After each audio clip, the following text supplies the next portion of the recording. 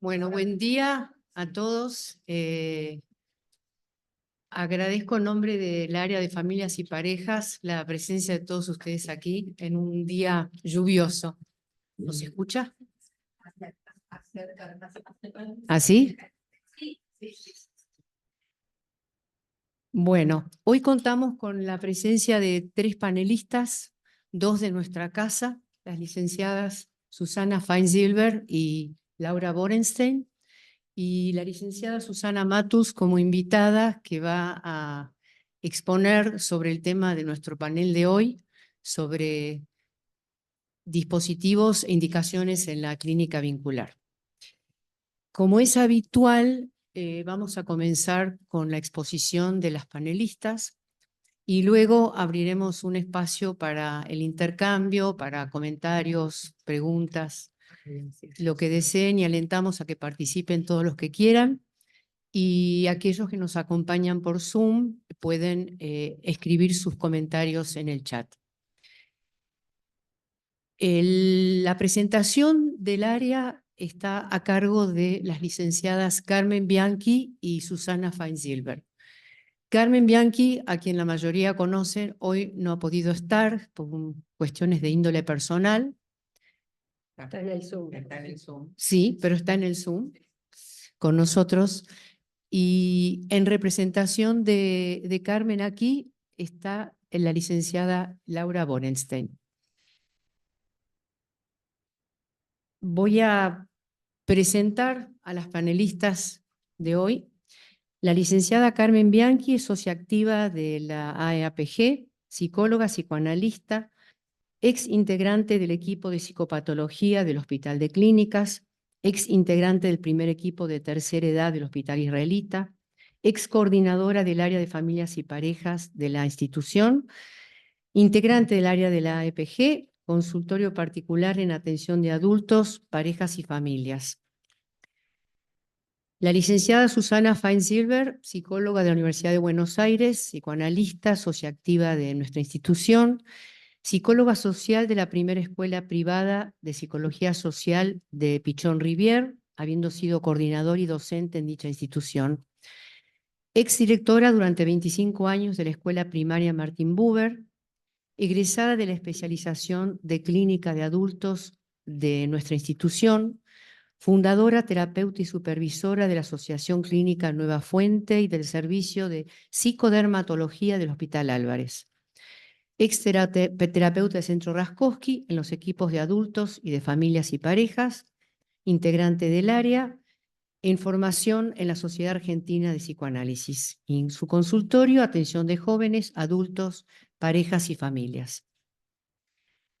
La licenciada Laura Borenstein, psicóloga, psicoanalista, socia activa de la escuela, comparte la coordinación del área de familias y parejas con la licenciada Gloria Abadi, exdirectora del Departamento de Pareja y Familia de APDEVA, miembro titular de APDEVA, coautora del texto Movimientos y dislocaciones en psicoanálisis vincular, entre otras publicaciones. Consultorio particular en atención de adultos, parejas y familias. Y la licenciada Susana Matus, nuestra invitada, psicóloga de la Universidad de Buenos Aires, psicoanalista vincular, miembro titular de la AAPPG, coordinadora del espacio científico Pensando lo Vincular en dicha institución, docente de posgrado de numerosas instituciones y universidades, autora de numerosos artículos de la especialidad, coautora de diversos libros, entre los cuales se destacan Entre hermanos, sentidos y efectos del vínculo fraterno, Conjeturas psicopatológicas, clínica psicoanalítica de familia y pareja, Alianzas entre pares, fraternidades, colectivos abiertos, tramas sociales, Aproximaciones al psicoanálisis vincular, un recorrido posible.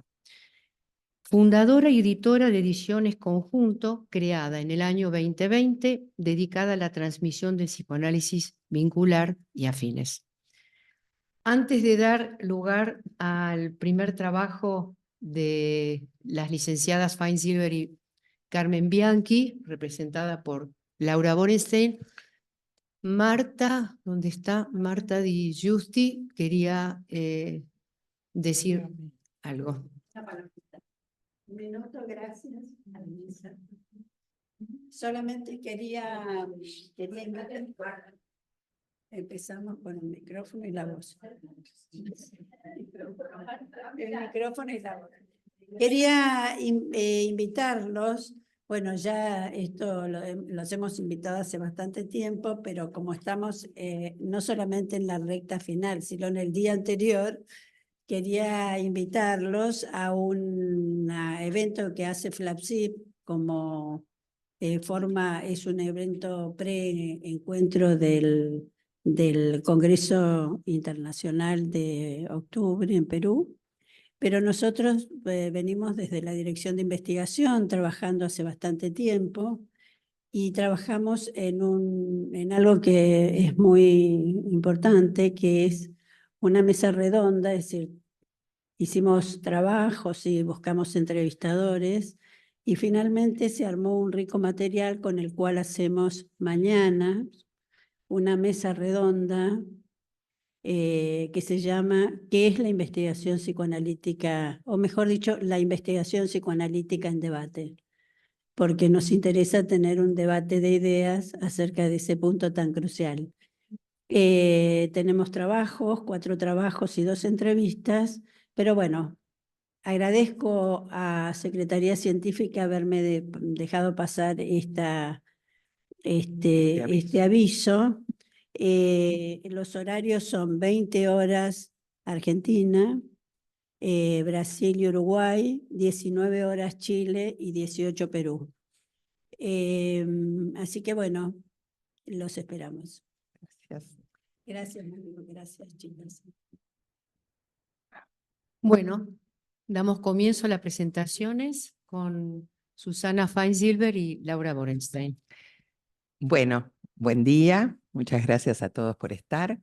¿Se escucha el Zoom también?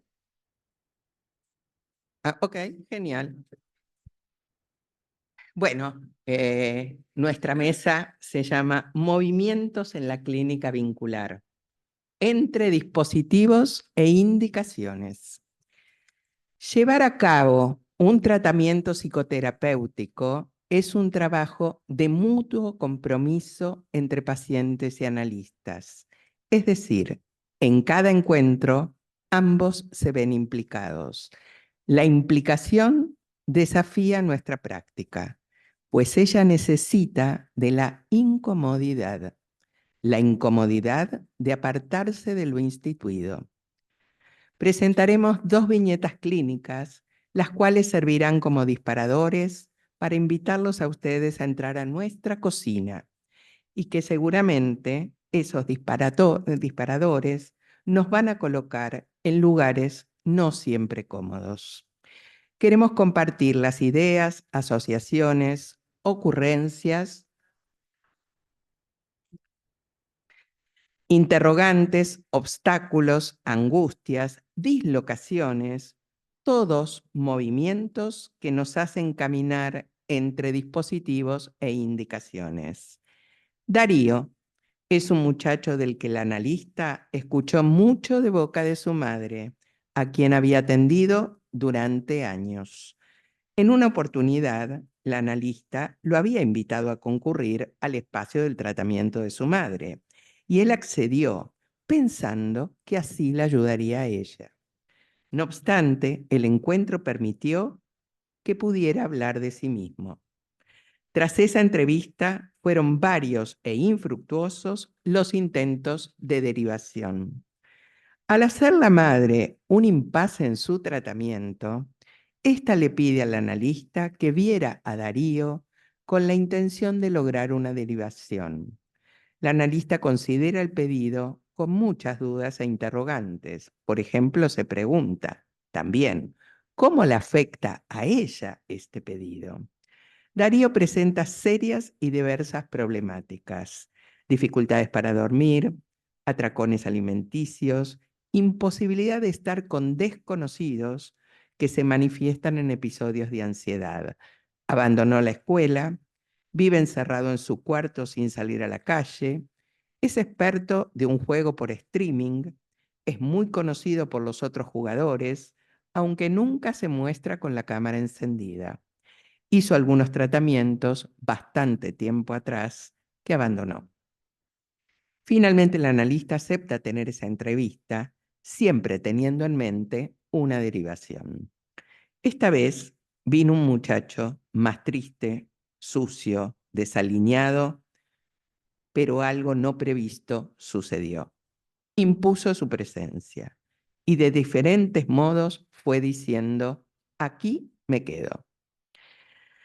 Volviendo a la incomodidad de apartarse de lo instituido, era más fácil no atenderlo, pero su presencia se le impuso al analista y tuvo así el convencimiento de que tenía que tomarlo en tratamiento, preservando el espacio vincular generado entre ambos y a sabiendas de las frustradas derivaciones anteriores.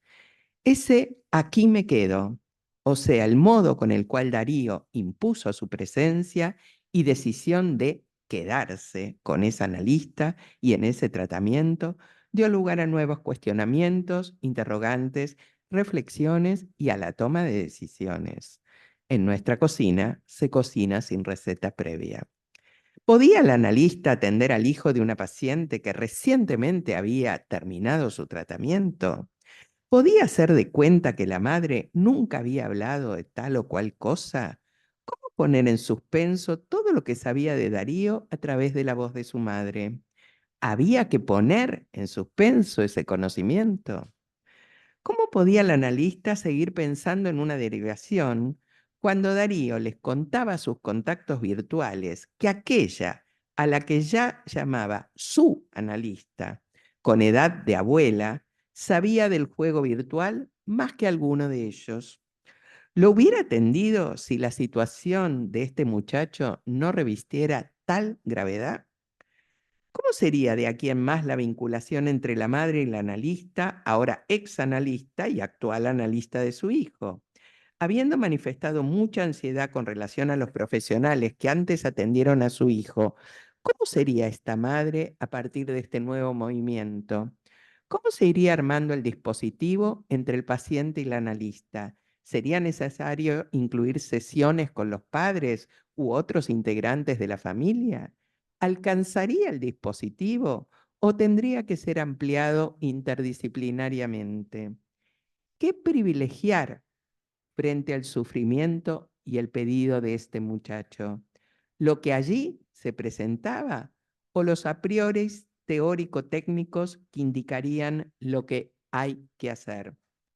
Desde la clínica vincular pensamos que el vínculo es productor de subjetividad, ya que lo vincular es una producción discontinua, impredecible y en constante movimiento, efecto de la tensión, de los efectos de presencia y las relaciones de poder entre quienes participan de la situación vincular.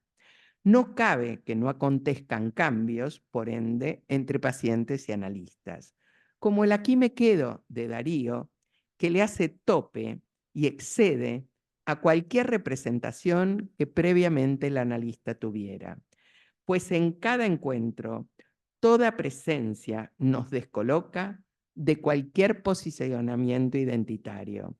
Por ello, lo vincular es productor de subjetividad. Ya no se trata solamente de una reproducción de lo pasado en un aquí y ahora como en la transferencia clásica, sino de una producción inédita del momento y del encuentro. Los efectos de presencia son derivas de incluir la sorpresa y la novedad que el otro y su ajenidad le proponen a toda relación. Hacen referencia a lo que va sucediendo en la inmanencia de la situación clínica. Para seguir cocinando juntos, vamos a presentar otra situación clínica. ¿Vieron qué capacidad de transformación que tengo? Se trata de Josefina, derivada por su terapeuta para iniciar una terapia vincular con su madre. Dado que el vínculo simbiótico que mantienen y el deseo de Josefina de embarazarse, deseo que le producía gran temor, ya que padece un TOC severísimo. Dice Josefina: tenemos una relación muy estrecha, buena, pero tengo un TOC. No quiero que me toquen. Un tema con la limpieza, quiero controlar todo, hacer todo perfecto. Ella es igual, ambas ríen con una sonrisa cómplice. Vivimos en el mismo edificio, ella en el primero y yo en el segundo. Vivo con mi novio desde hace 3 años y tenemos 12 gatos. Dice Karina, la madre. 12 gatos.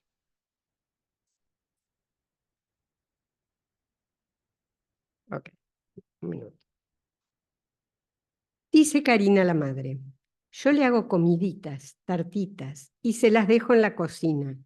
También le lavo la ropa, le ordeno el placar, porque ella trabaja, llega tarde. Josefina: ¿cuántas veces te dije que no entraras a mi casa y que no me toques mis cosas? Ya sabés que me produce sufrimiento. Luego de trabajar con madre e hija por un periodo de 5 meses, se fueron aclarando algunas situaciones y empieza a instalarse el enorme malestar que las conductas de Karina producen en Josefina y su novio Bocha. Se hacen manifiestas las intrusiones de Karina en la casa de su hija y su pareja sin pedirles permiso ni anunciarse, hasta que un día aparece en la casa cuando Josefina y Bocha están teniendo relaciones sexuales.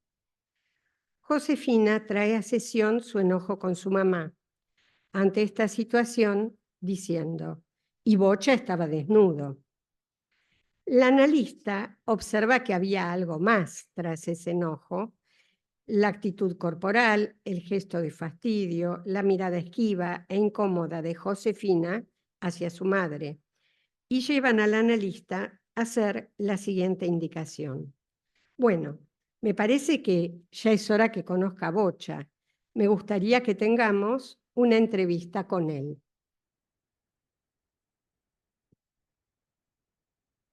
Conocer a Bocha fue un descubrimiento para el analista, tanto por la representación que se había hecho de él, como por la actitud diferente de Josefina ante él. Se presentó otra Josefina a sus ojos. En ese encuentro, Josefina dice que no pudo decirle a la madre que ellos estaban cogiendo, y lo que dijo de Bocha fue que estaba desnudo. Bocha dice: ¿por qué no le dijiste que estábamos queriendo tener un hijo? Josefina: necesito que él me ayude a cortar este lazo enfermizo con mi mamá. ¿Cómo voy a hacer si tengo un hijo para no hacerle mal con mi toque de la limpieza? A los 2 días, Josefina llama y dice que Bocha y ella quedaron muy aliviados con la sesión y pedían continuar ellos con sesiones de pareja y suspender la terapia con la madre. La analista accede a este pedido. Muchos interrogantes y reflexiones. Nos preguntamos: ¿por qué Josefina pide tener sesiones con su pareja? ¿Acaso el dispositivo vincular con su madre le abrió las puertas para registrar un quiebre con esta madre tan abusiva? ¿Cómo surge en la terapeuta la indicación de cambiar el dispositivo? ¿Fue una idea antojadiza? Entre muchos otros hilos, ¿habrá considerado que sería más productivo para la dinámica familiar ese giro? Ya que Josefina iba tomando mayor contacto con la intrusión de la madre y la intervención de Bocha parecía activar modificaciones. ¿Cuáles son los indicadores de cambio en nuestros pacientes ante nuestras intervenciones? En una sesión, Josefina dice: ¿sabés que esta semana estaba tan cansada que reduje el tiempo del baño? Me pude bañar en 15 minutos. Bocha agrega: no sabés lo contenta que está. Las estrategias de abordaje suponen la construcción de dispositivos entramados en una red de variables que abarcan tanto cuestiones relacionadas con lo que se va presentando en cada tratamiento, así como también con el contexto sociocultural y las marcas epocales, todo lo cual es un indiscernible. ¿Cómo pretender separar los ingredientes de una torta una vez cocinada? Si, como ya hemos dicho, las vincularidades refieren a lo que va sucediendo y están en movimiento producido en inmanencia, ¿cómo podemos pensar en dispositivos que no se muevan y permanezcan fijos? Durante bastante tiempo parece que hemos pensado que sí. El encuadre era el marco que fijaba las condiciones para llevar a cabo un tratamiento. Tenía que ser fijo y silencioso en correlación con la neutralidad y abstinencia del analista. Weisbrot lo plantea del siguiente modo: hablar de encuadre implica un juego entre lo constante y lo variable, entre movimiento y quietud, entre proceso y no proceso. Si algo no cabía, hablábamos de ruptura y resistencia. Hoy nos preguntamos, ¿toda ruptura del encuadre es resistencial? Cuando se interpretaban muy frecuentemente ciertas cuestiones como ataques al encuadre, ¿no se invisibilizaba un mecanismo de poder del analista? ¿Cómo cabe allí la posibilidad de alojar toda novedad radical?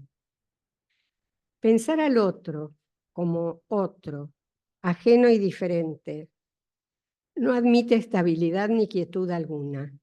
No caben allí condiciones desde exterioridad alguna, es decir, en trascendencia. En ese sentido, la noción de dispositivo no es un mero cambio de nombre. El dispositivo es una construcción conjunta y de naturaleza estratégica que se diferencia absolutamente de la noción de encuadre. Como señalamos antes, se trata de una convergencia heterogénea de la producción social de subjetividad. El concepto de dispositivo, tal como se usa en ciencias sociales, es de Foucault. Se refiere a un conjunto resueltamente heterogéneo que incluye discursos, instituciones, decisiones reglamentarias, leyes, medidas administrativas, enunciados científicos, proposiciones filosóficas, morales, lo dicho y lo no dicho. No se trata de un objeto físico, sino de una estructura que produce relaciones de poder y subjetividad. Los considera máquinas para hacer ver y hacer hablar. Cada uno tiene un régimen de luz, hace posible una línea de subjetivación y no otra. Cualquier decisión implicará recortar un campo, dejando afuera ciertas otras problemáticas. En ese sentido, Deleuze plantea que no se trata de predecir, sino de estar atentos a lo desconocido que llama a nuestra puerta. Hospedar lo que no se conoce incomoda, desacomoda, como ocurrió con Darío cuando se instaló e impuso su presencia. Siguiendo con Deleuze, las líneas de un dispositivo forman procesos siempre en desequilibrio. Cada línea está quebrada y sometida a variaciones de dirección, a derivaciones. Los dispositivos, para este autor, se apartan de los universales y desestiman lo eterno para aprender lo nuevo. Esto no sería otra cosa que el caso por caso. La situación analítica, entonces, que se construye entre analista y paciente, insistimos en ello. No la pensamos como exclusivamente transferencial, ligadas al mundo interno del paciente, aunque incluya a ambos, a lo transferencial y al mundo interno. ¿Nos parece? Te olvidé del micrófono. Nos parece interesante cómo plantea Sara Moscona la noción de dispositivo como disposiciones de una serie de prácticas y de mecanismos con el objetivo de conseguir un efecto, como montajes complejos, construcciones entre pacientes y analistas. Vamos creando algo así como un traje a medida para cada situación, con el propósito ético de escuchar el sufrimiento de nuestros pacientes. Cada dispositivo se construye en un trabajo conjunto, no está preconfigurado, no es fijo, varía en función de las reglas que surgen en inmanencia. Es situacional. La regla se construye ahí. Decimos regla a diferencia de ley, ya que la regla deviene de un pensar desde la misma producción vincular. La regla se construye una y otra vez, a diferencia de la ley, que intenta establecer pautas generales que apuntan así a universalizar las condiciones de los encuadres. Volviendo a nuestra cocina, en ambas situaciones clínicas, las terapeutas construyeron junto a los pacientes las indicaciones que produjeron los diferentes dispositivos. Pensamos que una indicación es el criterio y fundamento que orienta al analista para decidir, como ocurrió en estos casos, acerca de cómo sostener un tratamiento y dilucidar qué es más adecuado para los pacientes en cada momento. Se trata de disminuir el sufrimiento desde la situación, que no es otra cosa que la producción vincular en sí. Y así, en el propio devenir de los tratamientos, emergerán otras modalidades vinculares y un pensar previamente inexistente. De este modo, en las múltiples y cambiantes configuraciones del dispositivo, puede surgir la movilidad de quienes van viniendo, lo cual posibilita tener alguna o algunas sesiones con algún familiar u otro allegado del paciente o los pacientes en tratamiento. Es decir, sea que se trate de un tratamiento individual o multipersonal. En el tratamiento de Darío, por ejemplo, se efectuaron sesiones vinculares con ambos padres y la analista. De ambos padres, Darío y la analista, pero, por ejemplo, no se accedió, por ahora, al insistente pedido de la madre de que participaran sus hermanos. La decisión tuvo que ver con no ubicar a Darío como el paciente designado. Si pensamos en Josefina, Karina y Bocha, observamos que a medida que Josefina iba siendo más consciente la modalidad intrusiva que su madre ejercía sobre ella, su casa y su pareja, también pudo sentir cierta distonía con la relación entre ambas, tema que al principio del tratamiento era impensable, ya que ambas verbalizaban estar muy cómodas con el vínculo que mantenían. El evento coger puso de manifiesto que algo diferente había pasado. ¿Qué llevó al analista a aceptar el cambio de dispositivo propuesto por su paciente? Ana María Fernández, inspirada en Derrida, habla de la hospitalidad del dispositivo y dice que el diseño del abordaje más adecuado y la indagación de la implicación del analista harán posible ampliar los márgenes posibles de la hospitalidad del dispositivo psicoanalítico. Nuestras observaciones acerca de lo trabajado en una o varias sesiones siempre son a posteriori, en función de los movimientos que nuestras intervenciones van produciendo en nuestros pacientes. A veces es importante la consideración de incluir o no a profesionales de otras disciplinas y o a otros psicoanalistas. Esta ampliación de los dispositivos, proponiendo un trabajo interdisciplinario, suele ser una de las difíciles tareas en la clínica cotidiana, indicación que puede constituirse en una intervención en acto demarcatoria de mojones significativos en el trabajo analítico, tal como señala Silvia Gomel. En ese sentido, muchas veces nos encontramos con situaciones en las que se hace evidente la escasa disponibilidad del paciente, pareja o familia para ampliar su atención terapéutica a otros referentes, lo cual plantea diversas encrucijadas que pueden llevar a tomar a nuestro cargo la alternancia o simultaneidad de distintos dispositivos clínicos, como vimos en los casos de Josefina y Bocha y en Darío. Al menos hasta tanto se produzcan cambios que permitan la entrada de otros profesionales, de nuevos profesionales. Para ello, consideramos interesante el concepto que señala Gomel referido a economía transferencial. En relación a Darío, transcurridas algunas sesiones, la analista indicó la inclusión de un psiquiatra. Puede pensarse, dadas las dificultades de Darío para aceptar relacionarse con desconocidos, que el paciente aceptó dicha inclusión, ya que esta era propuesta por la analista que él estaba eligiendo para trabajar sus conflictos.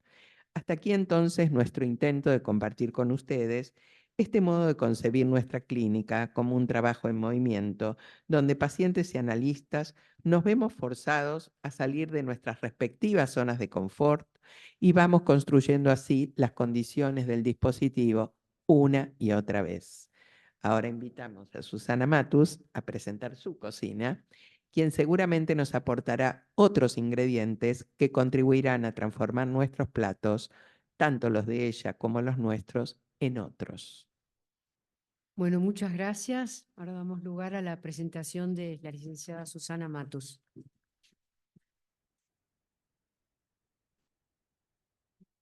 Más fácil. Bueno, hola, ¿se escucha? Sí. Bueno, buenos días a todas y a todos. Gracias por la invitación. La verdad que es un gusto estar acá, pero además es un poco emotivo para mí porque este trabajo que las chicas presentaron me llevó mucho a reencontrarme con los trabajos que yo había escrito con Cristina Rojas, a quien todos extrañamos mucho, y que, bueno, acá con las chicas nos abrazamos un poco como homenaje a su recuerdo. Así que, bueno, disculpen si estoy un poco emocionada. Así que, bueno, gracias a Gloria Abadi por invitarme, a Laura, bueno, a Carmen que está por ahí, a Susana, a Irene y a todos los que están hoy acá. Bueno, la verdad es que cuando escribí el trabajo lo escribí antes de que me llegara el trabajo de las chicas y me llamó la atención porque tiene tanta relación uno con otro que se ve que estamos en la misma consonancia. Bueno, voy a leer porque es más fácil. Durante la intensa crisis socioeconómica que culminó en el año 2001 en Argentina, comenzamos con Cristina Rojas a trabajar en lo que llamamos una clínica de las redes, considerando de modo particular en dicho enfoque clínico la función del analista y la co-construcción del vínculo analítico. Nuevas metáforas cognitivas cambiaron nuestros modos de percibir y pensar la realidad. Como decíamos en nuestro primer trabajo sobre estas temáticas, al dejar paso a la metáfora del átomo indiviso a la metáfora de las redes, redes en movimiento permanente, el acento se desplaza de la invariancia a la transformación, del elemento aislado a la trama. En el ámbito específico del psicoanálisis, ¿escucha? Sí. Bueno. La metáfora de las redes constituye un modelo posible para pensar el entramado entre las subjetividades, los vínculos y lo naturcultural, hilos en cuyos entrecruzamientos se producen anudamientos y desanudamientos y puntos de vacío. Hablo de lo naturcultural, aunque antes hablábamos de la relación entre sujeto, vínculo y cultura. Desde hace un tiempo venimos trabajando la idea de Donna Haraway de que naturaleza y cultura no están separados. Así que ya no hablamos de cultura, sino de lo naturcultural. Que lea más lento. Ok, bueno. Les dije que estaba un poco emocionada, así que se ve que me da por la rapidez. Bueno, también entiendo que además de rápido es un poco denso lo que les estoy contando, porque es como una síntesis de un trabajo de muchos años, ¿no? El concepto de clínica de las redes fue un concepto que surgió en el 2001 a partir de las dificultades que había para trabajar con el psicoanálisis vincular clásico, ni digamos el psicoanálisis clásico, el psicoanálisis vincular clásico. Y nosotras veníamos trabajando mucho con el pensamiento de la complejidad y a partir de ahí es que empezamos a pensar la idea de utilizar la metáfora de las redes para pensar la clínica vincular. De ahí el nombre clínica de las redes.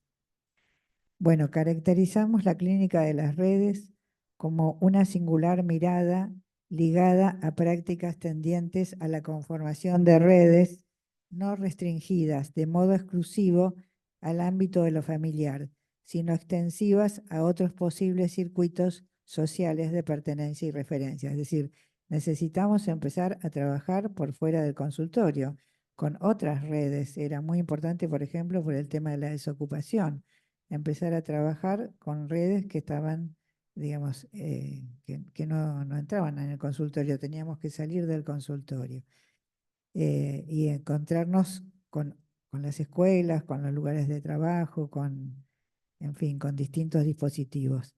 Relacionamos dichas prácticas con la movilidad posible de dispositivos, los diagnósticos situacionales, la simultaneidad y diversidad de condiciones operantes, tanto en la construcción subjetiva como en los padecimientos psíquicos, los abordajes múltiples, así como lo que hemos llamado la economía transferencial, porque ese fue un concepto que inventamos con Cristina. Dijimos, bueno, si no podemos derivar a los pacientes, llamémosle de alguna manera a esto. Y bueno, se nos ocurrió economía transferencial. Se ve que lo económico ya estaba, pero tenía otro sentido, tenía más que ver con animarnos a justamente lo que dicen las chicas, salir de lo instituido para animarnos a producir nuevas modalidades. Esta última, la economía transferencial, supone un monto de energía desligada que de modo inicialmente precario, quizá luego con masividad, logra fijarse en un analista que solo puede en un comienzo actuar como único. Es un poco lo que las chicas cuentan respecto de Darío, ¿no? Una de las, cuando él dice me quedo aquí, bueno, ya van a ver, yo traigo también un caso clínico donde no había posibilidad de derivación y tuve que sostener varios dispositivos en simultaneidad. Una de las transformaciones posibles ligadas al devenir de la cura es la apertura y diversificación de los procesos de investidura y por ende de la disposición a transferir. Es decir, que se supone que a la larga la idea no es seguir como único analista, pero bueno, por lo menos en aquel momento lo pensábamos así, como un proceso que en algún momento iba a servir para las derivaciones. Hoy no sé si pensaríamos lo mismo, porque me parece que estamos más habilitados a poder, nos sentimos más habilitados a poder seguir trabajando con varios dispositivos en simultaneidad y no es solo un momentito para ir a lo que se debe, sino que terminó siendo una situación que en sí misma a veces es necesaria y valiosa, ¿no? En aquel momento esos enfoques complejizaron nuestras prácticas que desbordaban las prescripciones psicoanalíticas tradicionales. Puso en palabra y texto actualizaciones que ya se iban dando en el hacer. Es decir, empezamos a teorizar sobre algo que ya nos pasaba. Mucho no se lo contábamos a nadie, pero bueno, lo hacíamos. En esa línea destacamos la idea de co-construcción para dar cuenta del accionar clínico de un psicoanalista pensado como subjetividad compleja, no solo como objeto de proyecciones y o como lugar de resto. Al desplegarse en su dimensión social y vincular, el analista aparece al mismo tiempo como subjetividad responsable, política, histórica, ética, etc., y excede al psicoanalista concebido como pura representación, como pura función simbólica. Su presencia supone exigencias de trabajo psíquico para el paciente y recíprocamente éste las impone al analista. Es decir, el analista no sale indemne de la relación, no es más alguien que está por fuera de la situación, sino que está inmerso en la situación.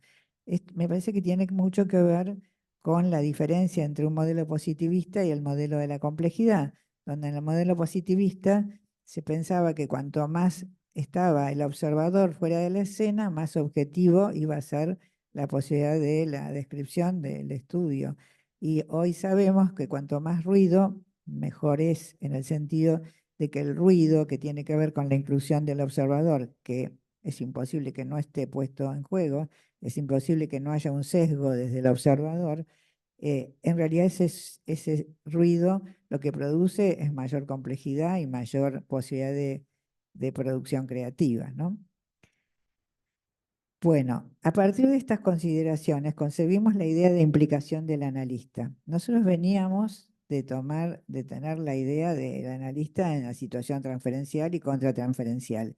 Y además veníamos influidos también por la idea de implicación del URO, pero que se pensaba básicamente como, no como motor, sino como obstáculo en las situaciones institucionales. Entonces, empezamos a pensar si podríamos pensar la idea de implicación, ya no solo para lo institucional, sino para la clínica vincular en general, y pensarlo no solo como obstáculo, sino también como motor. Entonces, a partir de estas consideraciones, concebimos la idea de implicación del analista en la situación clínica, especialmente perceptible a partir de eventos sociales críticos, cuando pacientes y analistas conviven en las mismas y padecen semejantes afectaciones, dado lo que Janine Pouchet y Bender llamaban los mundos superpuestos. Es decir, la situación del 2001 nos puso en situación de mundos superpuestos. Y eso hizo que nosotros, bueno, pudiéramos pensar esta idea de clínica de las redes, pero también la idea de una implicación del analista, porque era casi imposible pensar que el analista no estaba atravesando las mismas situaciones que los pacientes. Bueno, la implicación del analista. Las ideas ya referidas acerca de una subjetividad compleja, entramada y co-constructora de un mundo en movimiento permanente, en el marco de una clínica de las redes, modificaron nuestros modos de concebir la función analítica. Pensamos un analista implicado, abstinente pero no neutral, en presencia, quiere decir no pura representación, y co-constructor en su accionar terapéutico, habilitante de legalidades múltiples, lo que las chicas llaman reglas, nosotros las llamábamos legalidades para corrernos de la idea de ley, ¿no? Habilidades de legalidades múltiples y situacionales, todo lo cual conlleva la creación de nuevas posibilidades y el armado de tramas donde lo histórico se entreteje en emergencias novedosas. Es decir, no dejamos de lado lo histórico, pero hacemos lugar a lo novedoso, a lo ajeno, que está siempre presente, pulsando por ser representado, ¿no? Desde esta perspectiva, el analista, en tanto subjetividad compleja, pone en juego en la situación clínica de modo inevitable las diferentes dimensiones de su subjetividad, en excedencia de su ir siendo psicoanalista. Queda descartada entonces una posible neutralidad, no así la abstinencia, uno de los principios fundamentales que regulan las prácticas analíticas. Pensamos una implicación del analista especialmente relacionada con las dimensiones no transferidas del vínculo analítico, es decir, no dejamos de lado la transferencia y la contratransferencia, pero pensamos que hay dimensiones que no son las transferidas o las contratransferenciales y que llamamos implicación del analista y que vamos a tratar de diferenciar de lo que sería la involucración del analista. Dicha implicación es ineludible, aunque durante la vigencia del pensamiento moderno que separara al sujeto del objeto y el contexto, al sujeto del objeto y el contexto, fuera invisibilizada en prácticas psicoanalíticas consonantes con el espíritu positivista. Estar con otro, en cambio, entramado en la situación clínica, otorga a esta una eficacia subjetivante de dispares caracteres para analista y analizante. Es decir, el analista, como decía antes, no sale indemne de la situación. Para que la implicación opere como motor de la situación analítica, sin devenir involucración, se requieren ciertas condiciones. Hemos considerado en relación con estos tres pilares básicos: función testimonial, redes intra e interdisciplinarias y principio de abstinencia. Sobre la función testimonial partimos del relato de Primo Levi citado por Agamben sobre los sobrevivientes de Auschwitz, quienes viven para dar testimonio, transmitiendo al conjunto social un relato acerca de algo que no debió haber ocurrido y ha de ser recordado. Relato que ayuda a los sobrevivientes y a todos nosotros a bordear lo insemantizable del trauma social, aquello que insiste buscando encontrar un sentido para reconstruir el tejido social destruido. Esto es importante porque como nosotros pensamos en la trama sujeto, vínculo, natur-cultura, lo social no está por fuera, lo social es parte absolutamente de la situación analítica. Un analista, gracias, un analista desde la perspectiva de una clínica de las redes es testigo de una escena, pero no como espectador, sino como testigo en función testimonial. No reducimos esta función a la clínica del trauma, si bien es a partir de ella que fuimos produciendo esta conceptualización. Es decir, toda la idea de dar testimonio surgió mucho a partir de las situaciones traumáticas, pero empezamos a darnos cuenta que en realidad esa es parte de la función del analista. Dar testimonio supone poner palabra donde no la hay, pero desde un lugar de implicación, es decir, donde el analista está incluido en la escena, no está mirando desde afuera y pone palabra, sino que pone palabra porque lo afecta, está afectado junto con el paciente. Transferencia e implicación mediante el analista va jugando papeles co-construidos en la singular situación clínica con los otros. Se configuran posiciones que permiten armar relatos y rellenar el sinsentido, a la par que promover el armado de tramas vinculares novedosas. Se trata, pues, de crear condiciones para la enunciación creativa subjetivante. Es decir, suponemos, y en eso es un poco esperanzador pensar la implicación del analista, porque suponemos que el analista puede, a partir de poner palabra donde no la hay, construir marcas inéditas que de alguna manera construyan subjetividad. En cuanto al segundo pilar, la implicación requiere ser trabajada en redes intra e interdisciplinarias. Bueno, las chicas trabajan esto, ¿no? Integradas por esos otros que sustentan el testimonio. Los equipos profesionales constituyen redes de reflexión y sostén, en ciertos casos graves o de difícil acceso terapéutico, así como en los que rige una economía transferencial, adquieren mayor importancia como ámbito de elaboración. Es decir, cuanto más esté un analista atravesado por la economía transferencial, más va a necesitar la posibilidad de tener un equipo con quien, digamos, reflexionar y poder entrar y salir de la situación, porque son muchas las transferencias cruzadas que se ponen en juego y además son muchas las dimensiones del analista que se ponen en juego. O sea que lo intra e interdisciplinario no solamente se necesita en las situaciones más graves, donde uno tiene que, por ejemplo, los que trabajan con niños tienen que trabajar con las escuelas, no solamente con los padres, sino que cuando se juega la economía transferencial es muy importante tener un otro interlocutor para poder pensar qué es lo que uno está trabajando, ¿no? ¿Qué está sucediendo? La vigencia plena de la regla de abstinencia constituye otros de los pilares que sustentan y posibilitan el tercero. ¿Se acuerdan que era esta es abstinencia, redes intradisciplinarias y dar testimonio? ¿Sí? Esta es la tercera. La vigencia plena de la regla de abstinencia constituye otro de los pilares que sustentan y posibilitan la operación analítica en implicación. Caracterizamos la abstinencia como una limitación no renunciable a la que ha de adecuarse todo analista, reconociendo además que no pueden soslayarse las dimensiones ideológicas inconscientes que operan en nuestra escucha e intervención. Es decir, si nos ponemos un poquito lacanianos, la abstinencia es no tomar al otro como objeto de goce. Esto no implica que no está en juego la ideología del analista y que probablemente de modo inconsciente, no digo que lo tome en el sentido de objeto de goce, pero sí que algo del sesgo personal del analista se ponga en juego. En cuanto a las legalidades vigentes en cada situación clínica, se construyen en el entre todos de la sesión, autoorganizadamente, aun cuando analista y paciente van ocupando posiciones diferenciadas y mutables. Es decir, es autoorganizado, no está previsto, como decían las chicas, no es una cocina sin receta previa, sino que se va jugando en la inmanencia de la situación. Esto nos conduce también a reconsiderar la idea de asimetría en la relación analítica.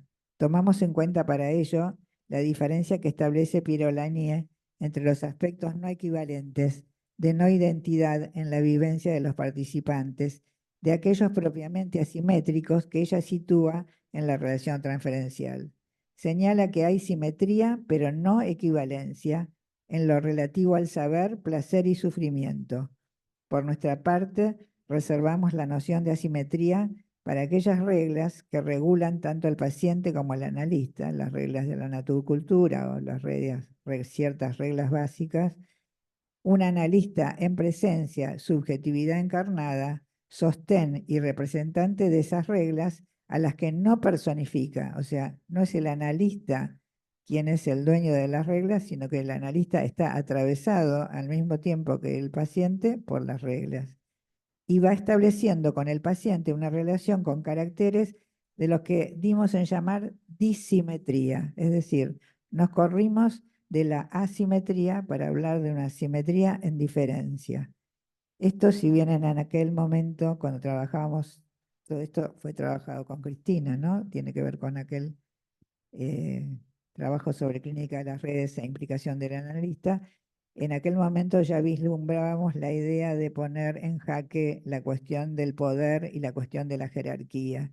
Hoy yo ya lo tengo más claro, después de muchos años y de trabajar e investigar sobre la cuestión fraterna y la cuestión de la relación entre pares, la cuestión de la jerarquía fue dejando lugar a la cuestión de la heterarquía, es decir, la posibilidad de que en determinado momento alguien lidere la situación, pero no por eso está en un lugar jerárquico.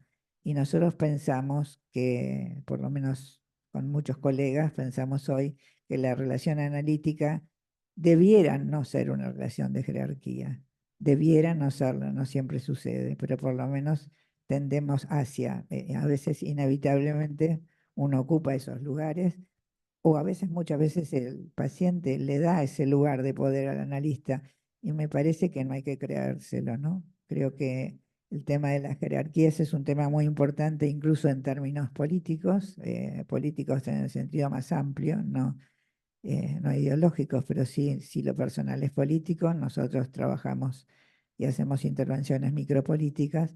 Me parece que poner entre paréntesis la idea de jerarquía sostiene la idea de Foucault del poder como relación de fuerzas y no de poder como un lugar de dominación. Entonces, si bien, bueno, no está escrito acá, me parecía importante transmitirlo.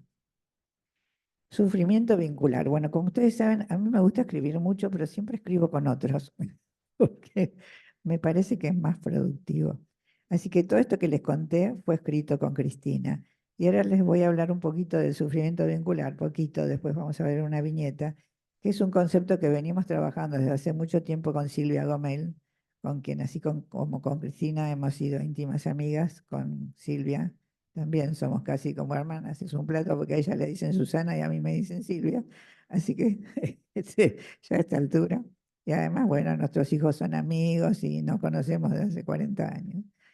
Bueno, y por ahí voy a contar una cosa que si me escucha Silvia se va a reír, pero la primera vez que fuimos a la casa, digo, para hacer un poco de humor y no pensar tanto en las pérdidas, la primera vez que fuimos a la casa con mi marido, ella preparó un pionono muy rico. El problema es que el pionono le había dejado el papel. Y entonces nosotros no nos conocíamos mucho. Yo comía el pionono hasta que le dije, me parece, Silvia, que este pionono no está bueno. Quedó para siempre. Así que bueno, miren, desde ese momento hasta que escribimos Conjeturas Psicopatológicas, que fue un libro que hoy está agotado y que ahora estamos actualizando y creo que va a salir el año que viene. Bueno, este libro tuvo mucho que ver con un concepto que empezamos a trabajar sobre sufrimiento vincular. Ahora bien, ¿de qué manera se ponen en práctica estas conceptualizaciones para paliar el sufrimiento subjetivo vincular? Definimos sufrimiento vincular como el producido en los sujetos por su pertenencia a una determinada relación. Si sujeto, vínculo, naturcultura constituyen una trama, es posible pensar predominancias en relación al sufrimiento en sus tres dimensiones, pero sin olvidar que los anudamientos vinculares suponen otras zonas de sufrimiento en la sombra, llevando muchas veces a fronteras inciertas y difusas. Es decir, el sufrimiento tiene que ver con ese exceso que le implica al sujeto su pertenencia al vínculo. Pero el sufrimiento tiene tres dimensiones: vincular, subjetivo y naturcultural. Hacemos foco en alguno de esos sufrimientos en cada momento, pero están siempre en juego y hay momentos en que no es tan fácil definir cuáles son las fronteras. El sufrimiento circula en la trama en una tensión entre exceso y déficit en función de las características que se configuren en cada situación. Al igual que en lo traumático, los sufrimientos no dependen solo de ciertos hechos, sino también de la posibilidad de su procesamiento en las distintas modalidades vinculares. Es decir, que no es el hecho traumático el que produce el sufrimiento, sino cómo ese hecho, eso, que se llama, algunos llaman, creo que es Beñat Sayak, que lo llama situación disruptiva. Digamos, no es lo mismo la situación traumática que la situación disruptiva. Puede dar lugar a una situación traumática o no, depende de su procesamiento. Clásicamente, el dolor psíquico ha sido definido como el sentimiento que surge ante una pérdida significativa, pero no es tarea fácil diferenciar dolor de sufrimiento en lo vincular porque se dan en borde. Digamos, sufrimiento dijimos que era ese exceso que produce de trabajo psíquico por la pertenencia al vínculo. Y el dolor tendría que ver con la pérdida. Ahora, no es tan sencillo diferenciar cuándo es dolor y cuándo es sufrimiento. Si las fuentes de constitución subjetiva vincular no responden a una causa única y pueden narrarse a través de diferentes relatos ligados a las distintas culturas, tampoco será lo mismo pensar en psicopatologías singulares y o vinculares. Esto tiene que ver con algo que no vamos a trabajar hoy, pero que tiene que ver con la descentralización del complejo de Edipo como último núcleo para pensar la construcción de la subjetividad. Nosotros pensamos que el Edipo es uno de los relatos posibles, que responde además al momento en que se teorizó que fue la época en que la familia nuclear era la familia constituyente de lo que se llamaba familia en ese momento, aunque me salió un poco tautológica la definición. Pero hoy, con las nuevas configuraciones familiares y con la idea de familia como tribu, que yo trabajo en el libro Alianzas entre Pares, que entre paréntesis acabo de dejar acá en la biblioteca, Alianzas entre Pares, aproximaciones de psicoanálisis vincular, el de catástrofes y parejas de construcción de Carlos Pachuk, así que pueden consultar en la biblioteca. No, al contrario, con todo gusto. Este, eh, bueno, entonces no voy a leer la viñeta. Bueno, entonces termino esto y la viñeta no la leo porque es un poco, bueno, se las cuento así, charlada, no la leo, pero es importante que les diga la viñeta porque tiene que ver con esto y ya termino. Cabe aclarar. Bueno, bárbaro. Sí, igual después lo charlamos entre todos. Eh, lo que pasa es que, bueno, una cosa es lo que escribí, otra cosa es lo que fui después diciendo, se me hizo más largo. Pero me parecía importante porque hay conceptos que están implicados y no dichos y enriquecen mucho lo escrito, ¿no? Pensamos en una psicopatología blanda, en patologías en borde, sustentadas en las lógicas borrosas o difusas, donde las antinomias se deconstruyen en gradaciones, en matices, abriendo espacios para la incertidumbre. Cabe aclarar que sufrimiento no es equivalente a enfermedad. Hablamos de psicopatología cuando el sufrimiento queda fijado en la trama y se resiste a su procesamiento y transformación al modo de las emergencias de la pulsión de muerte.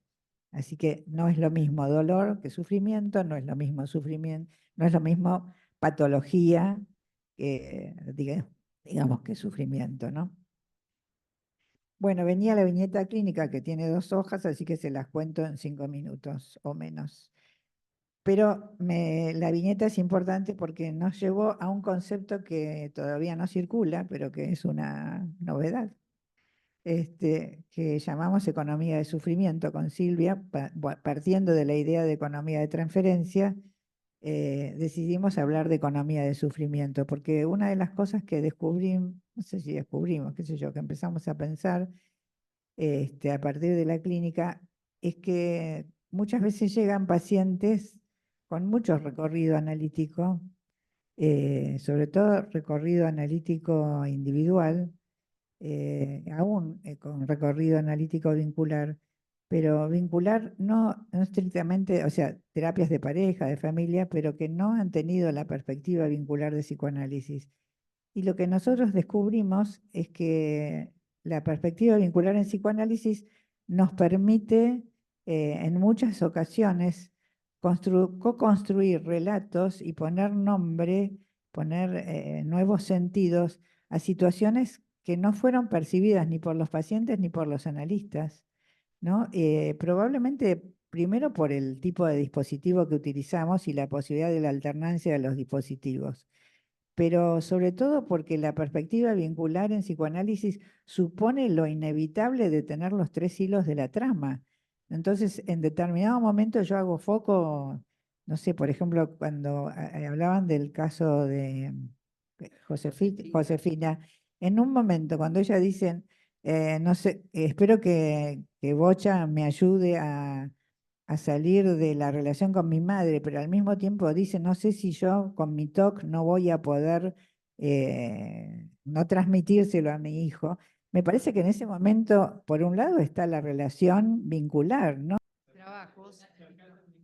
Igual estoy hablando fuerte. Vamos a habilitar el micrófono para Carmen Bianchi, que está por Zoom y que quiere hablar. Carmen. ¿Puedo decir algo ahora? Buenos días para todos. En principio quiero agradecer infinitamente a Laura y a Susana porque me están representando en esta presentación. Quiero agradecerle a Susana Matus la colaboración y el complejo y hermoso trabajo que ha presentado. Y me gustaría decir solamente algo muy chiquito.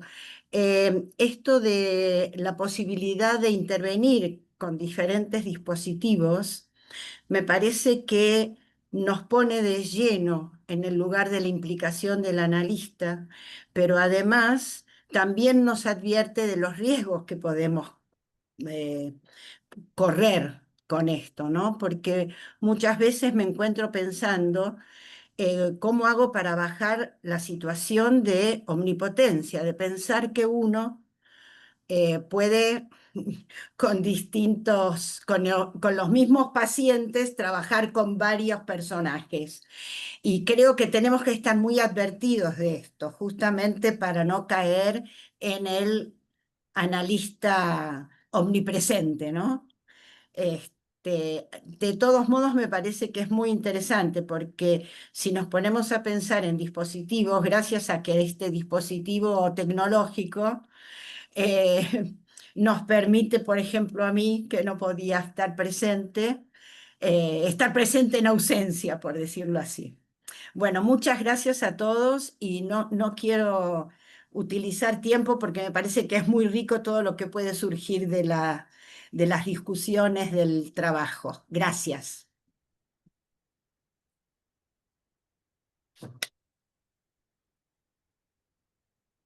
Bueno, nos queda un rato para abrir a la participación de ustedes.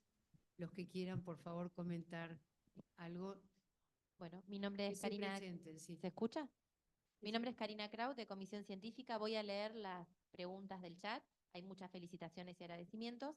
Y las consultas son: ¿cuál sería la diferencia entre psicoanálisis vincular y psicoanálisis relacional? Muchas gracias por la metáfora de la cocina. Me hace pensar en las zonas que las zonas de confort nos ponen gordos. Buen día. Me gustaría, con respecto al concepto de economía transferencial que mencionó Susana, si lo puede ampliar. La implicación del analista, tan paralela a la analizando en la complejidad humana. Gracias, Susana Matus, por abrir puertas y ser fiel psicoanalista en esta complejidad. Gracias. Nada, en pro del tiempo solamente voy a agradecer el hecho de que todas hayan podido venir y Susana, invitada de lujo, la verdad que muchas gracias por estar. Yo solo una cosita que no creo que haya tiempo para tocar, pero si quieren, a mí me parece que en esta cuestión que que en las dos presentaciones se planteó en relación a la simetría, asimetría, ¿no? Y la abstinencia también, yo creo que por ahí convendría darle una vueltita más y también pensarlo, justamente si cuando un analista está en transferencia, ¿sí?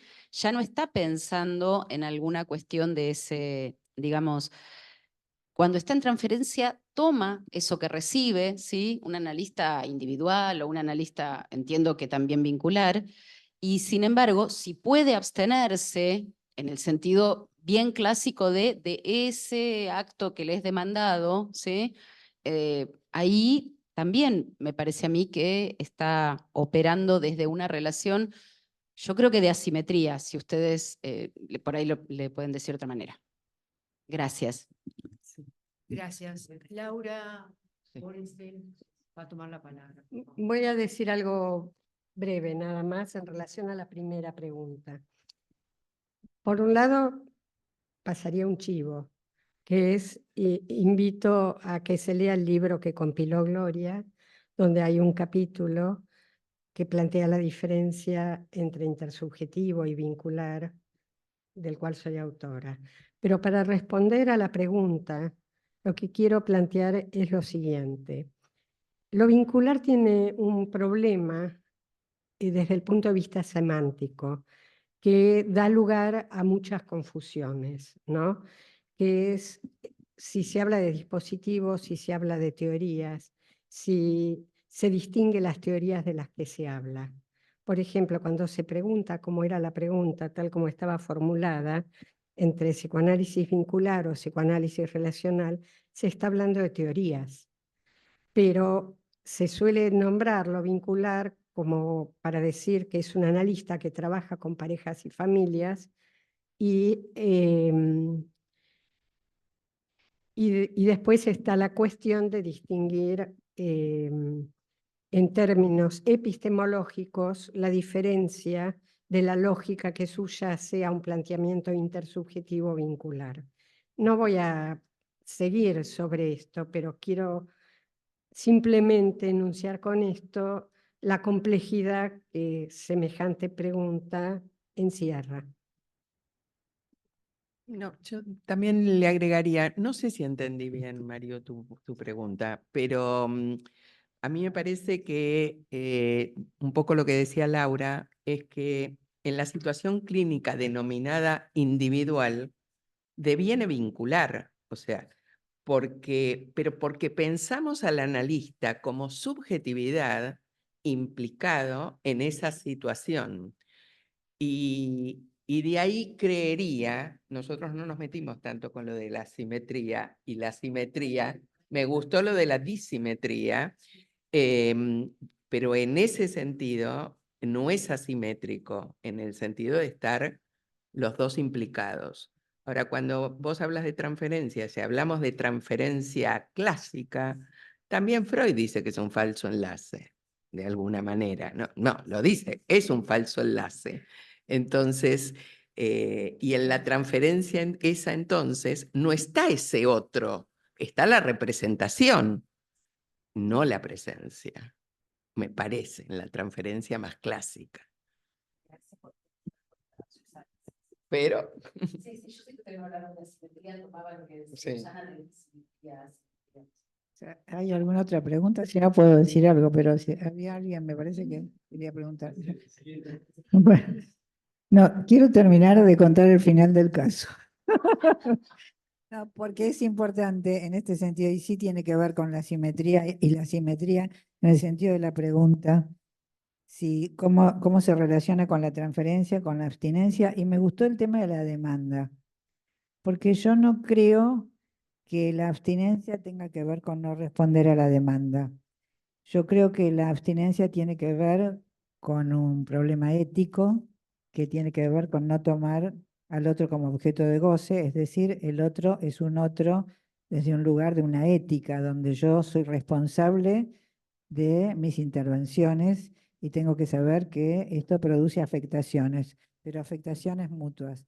Digo esto en relación a la demanda porque a veces uno tiene que responder a la demanda, ¿no? Cuando el paciente de las chicas pide quedarse él, aquí me quedo, de alguna manera las chicas responden a la demanda, pero en ese momento no responden a la demanda desde un lugar de, digamos, de involucración, sino desde un lugar de implicación, porque está claro que este chico no puede ir a otro lugar y que en el único lugar donde arma vínculo es acá. Entonces, desde un lugar de implicación, no de neutralidad, sí de implicación y no de involucración, porque involucración sería, bueno, ya que está, me viene bien que se quede, o bueno, empiezo a utilizar lo que sé de la madre para trabajar con él, bueno, y empiezo a hacer una mezcolanza. Se trata de, digamos, de alguna manera que todo lo que nosotros sabemos de este chico en este caso nos sirva para enriquecer las intervenciones, pero no para hacer de esto un chusmerío, digamos, ¿no? O sea, lo digo a lo bruto, pero bueno, me parece que la implicación, a diferencia de la involucración, implica estar jugado ahí y registrar como analista si la intervención que uno va a hacer, aunque a veces sea responder a la demanda, es lo que ayuda a que esa afectación sea posible de ser procesada, ¿no? En ese sentido, yo hablo de no, no asimetría, no porque no la haya en algún sentido, es como si dijéramos, el infans tiene una relación asimétrica con los padres. Ahora, en algún lugar, digamos, es asimétrica porque que el chico no ponga los dedos en el enchufe, sabe la madre, no puede el chico decidir solo. Ahora, en algún sentido es simétrico porque la afectación es mutua, ¿sí? Porque lo que le pasa al pibe también modifica lo que le pasa a la madre o al padre. Y además los hijos construyen a los padres y a las madres, porque alguien se hace padre y madre en el momento en que nace el hijo. O sea que no es una relación asimétrica, no es como que el chico es una tabula rasa y los padres vienen a incluir dentro del pibe toda su historia y después el pibe tendrá que desprenderse. No, que el chico sea llorón, no sea llorón, sea así. Pero para terminar lo del caso clínico, que me parece importante, aunque soy un... Antes de dar una vuelta por Susana, Laura, nos quedan unos pocos minutos. Si alguno, dos preguntas, si alguno quiere decir algo, comentar algo todavía.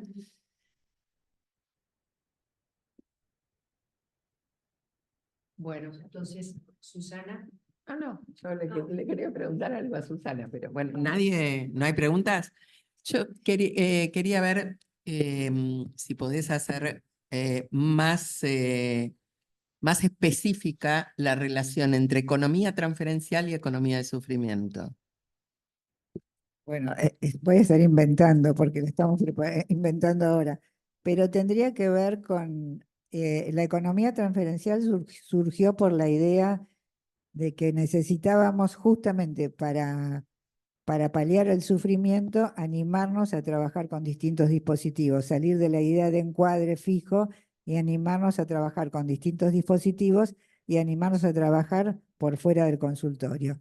Con esta idea de economía, llegamos a la conclusión de que con la economía transferencial lográbamos una economía de sufrimiento.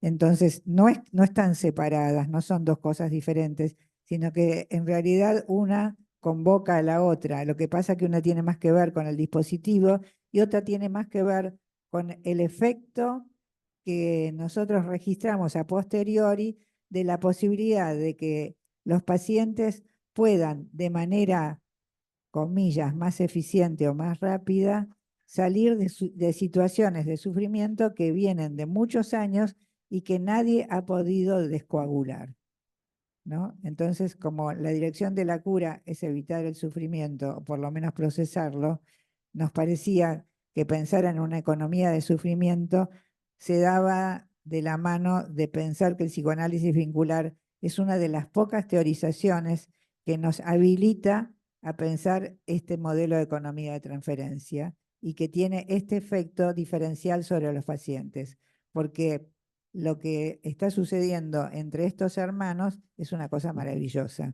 Y esto está teniendo efecto sobre la posibilidad de elaborar ahora qué pasa en la relación de pareja. Para mí es todo un descubrimiento, ¿no? Aunque intuitivamente lo sabía, pero verlo en vivo y en directo y animarme, porque la verdad que me había animado a trabajar con parejas en forma separada, pero trabajar con los hermanos, además de la pareja, fue un invento que se dio en esa situación y dije, bueno, probemos. Y la verdad que lo que está sucediendo es muy bueno en términos de paliar el sufrimiento. Bueno, muchas gracias a las 3 panelistas. Cerramos hoy aquí. Se nos acabó el tiempo. Gracias por su presencia a todos.